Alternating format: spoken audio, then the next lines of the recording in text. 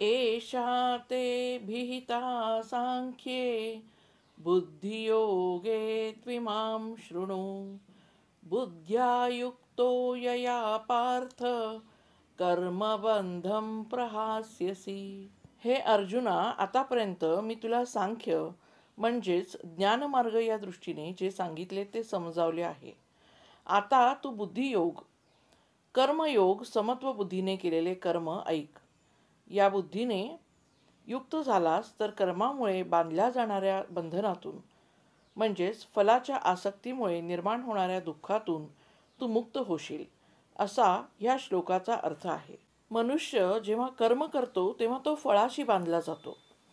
यश मिळेल की अपयश मिळेल अशा सततच्या विचारांमुळे चिंता, भीती आणि नैराश्य निर्माण होते. बुद्धियोग म्हणजे मनाची अशी स्थिती की ज्यात आपण परिणामाची चिंता न करता आपलं कर्तव्य शांतपणे करतो. हे मानसिक आरोग्यासाठी आवश्यक आहे. मानसशास्त्र सांगतं की ताण म्हणजेच स्ट्रेस मुख्यत्वे एक्सपेक्टेशन्स विरुद्ध रियालिटी यामुळे होतो. कृष्ण सांगतात की कर्म कर पण फळाशी आसक्त होऊ नकोस.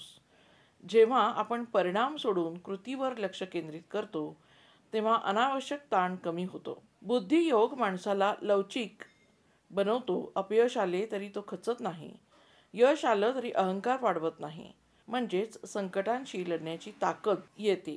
फळांवर लक्ष केंद्रित करण्याऐवजी प्रक्रियेवर म्हणजेच प्रोसेसवर लक्ष ठेवणं गरजेचं आहे. यात आतूनच मोटिवेशन येतं.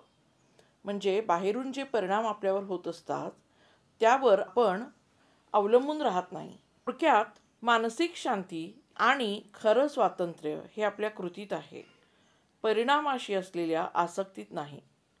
श्रीकृष्णार्पणमस्तु.